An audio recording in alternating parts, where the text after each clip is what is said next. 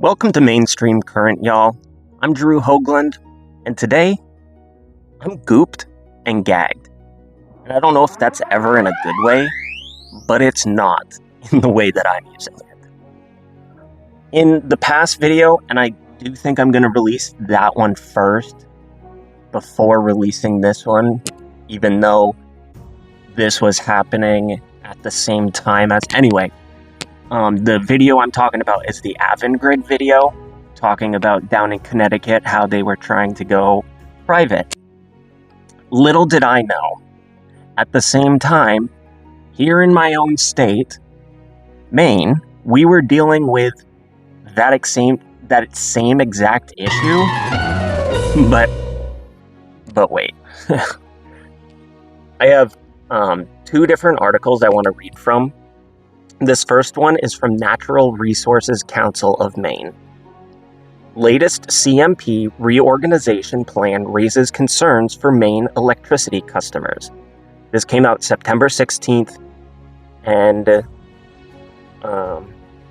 there's no one specific that it's written by. It's just by NRCM.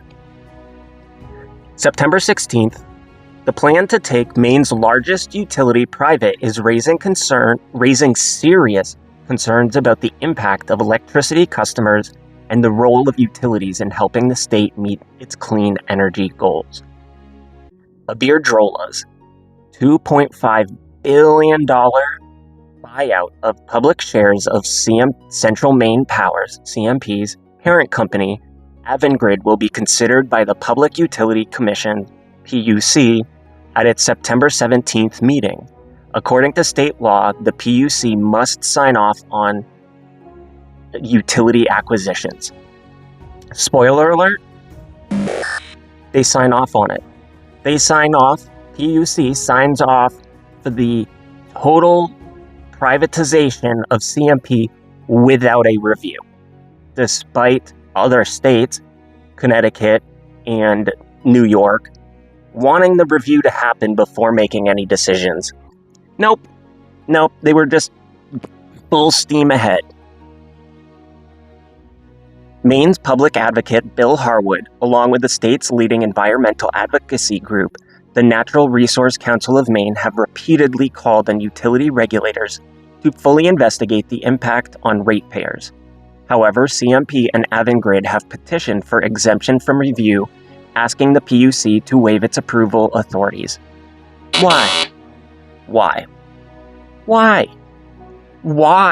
Like, I understand why CMP and Avangrid would petition to not have a review.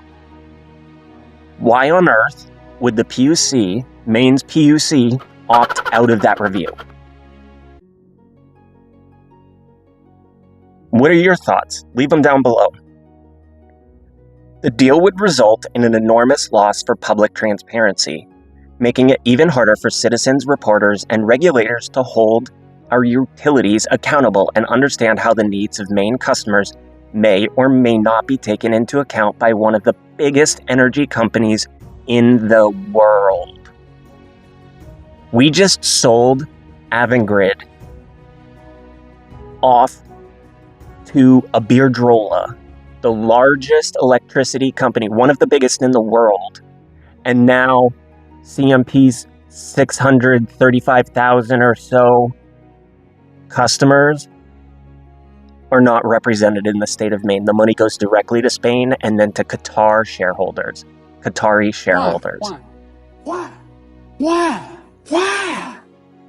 Spanish giant Iberdrola is proposing to acquire Avangrid's remaining 18.4% public shares, consolidating its control as the sole 100% owner of the company and its main subsidiaries, which include CMP and Maine Natural Gas. For example, CMP's parent company, Avangrid, would no longer have to file detailed financial information with the U.S. Securities and Exchange Commission, substantially reducing the public's ability to scrutinize the company's business activities, including spending, profits, risks, and executive compensation. Why? By eliminating I just got off of work, y'all, and I'm heated. By eliminating public shareholders, the deal would also eliminate the only check on Iberdrola's otherwise unfettered authority. Recent changes to the law in question require the PUC to apply a higher net benefit standard to reorganizations that involve a change in control and ownership of a public utility or its parent, such as what has been proposed by Avangrid. Whether the Commission will apply the higher standard to safeguard the interests of Maine's customers is one of the issues the PUC is expected to roll on Tuesday.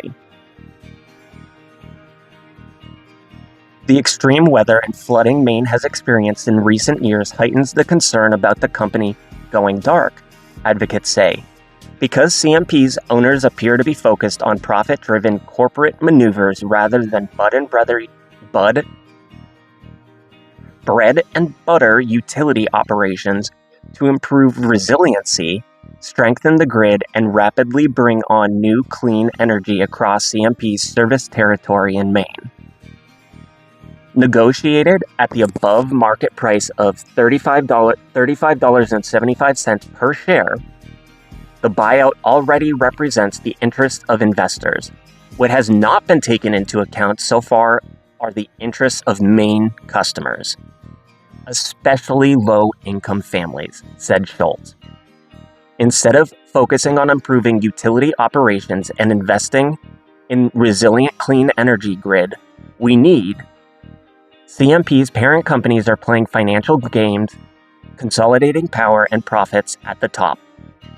Our regulators need to make sure the interests of Maine's ratepayers are served by the latest corporate maneuver. Well, as I've already stated, it happened. Maine PUC decided that it was good. It was fine. Full steam ahead. Why not? I'm not going to read this article, but it's from WGME 13. Maine PUC clears path for Spanish company to take over CMP.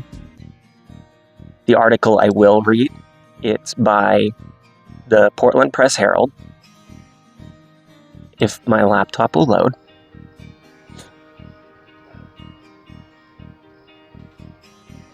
There we go. Like I said, this is by Portland Press Herald. It came out on September 17th, and it's by Steven Singer.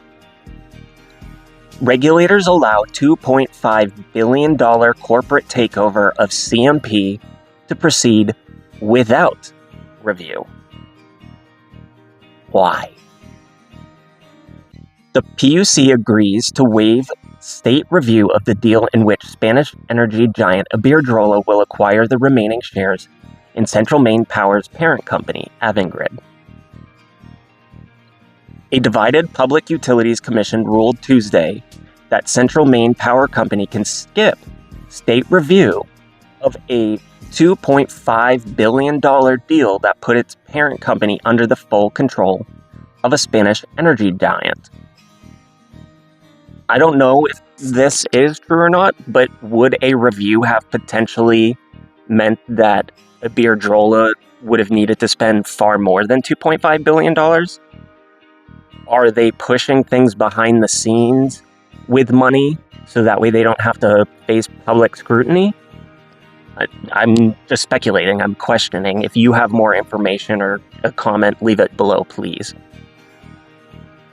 Regulators voted 2-1 to waive state regulatory review of the deal in which Iberdrola, headquartered in Bilbao, Spain, will acquire the remaining 18.4% of shares of CMP parent company Avangrid that it does not currently own. And here we go. This is one of the individuals that decided to sell out our state for $2.5 billion.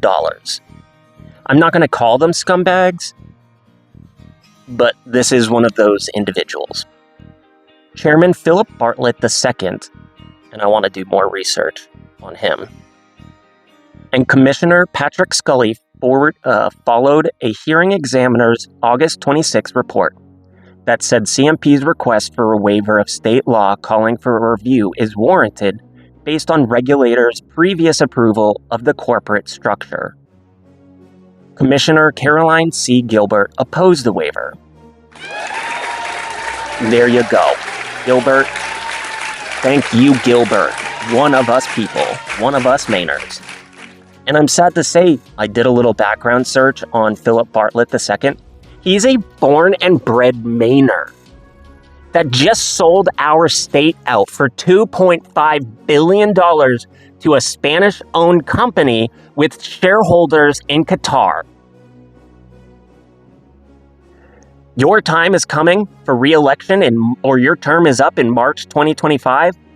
I hope that your name gets out there and you are not hired for any more public positions within the state of Maine or any state.